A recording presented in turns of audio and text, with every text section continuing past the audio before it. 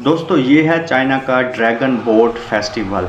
यानी ये चाइना का एक ड्रैगन बोट के नाम का एक त्यौहार है और इस दिन चाइनीज़ जो हैं बड़ी बड़ी लंबी लंबी कश्तियाँ तैयार करते हैं, जिसमें एक तरफ 20 बंदे दूसरी तरफ भी 20 बंदे बैठे होते हैं और शुरू में ड्रैगन की शक्ल ऐसे लगी होती है और दरमियान में एक बंदा ढोल बजा रहा होता है और फिर ये मुकाबले होते हैं और इनके ऊपर बहुत ज़्यादा इनामात भी रखे जाते हैं। आप इस वीडियो में भी देख सकते हैं कि कैसे चाइनीज़ इस त्यौहार को मनाते हैं और फिर बढ़ चढ़ कर इसमें हिस्सा लेते हैं। आप देखें कितनी स्पीड से वो कश्ती को आगे की तरफ लेके जाते हैं कि वो पहली पोजीशन पर आ जाएं और फिर इनको बहुत ज़्यादा इनामात भी मिलते हैं।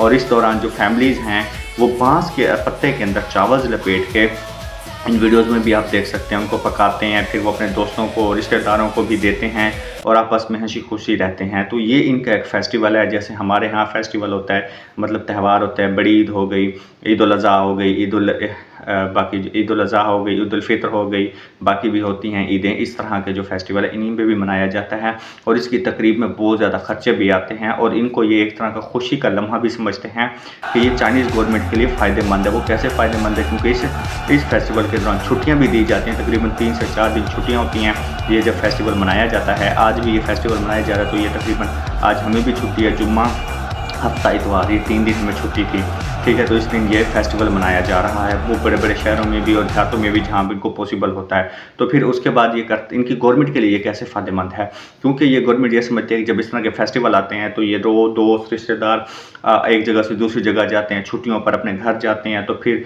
वो टिकट्स बाय करते हैं, क्योंकि ज़्यादातर यहाँ पर जो भी ट्रांसपोर्ट का काम है वो गवर्नमेंट ही हैंडल करती है। जैसे फास्ट ट्रेन हो गई, जहाज़ हो गए, बसेस जो भी हैं वो सब गवर्नमेंट ही है, वो प्राइवेट कंपनी इसमें नहीं हायर करती। तो फिर वो उनका रेवेन्यू बढ़ता है। तो इस तरह से वो गवर्नमेंट के लिए भी ये फ़ायदेमंद होता है। गवर्नमेंट भी इसको ज़्यादा सपोर्ट करते हैं इस तरह के फेस्टिवल्स को।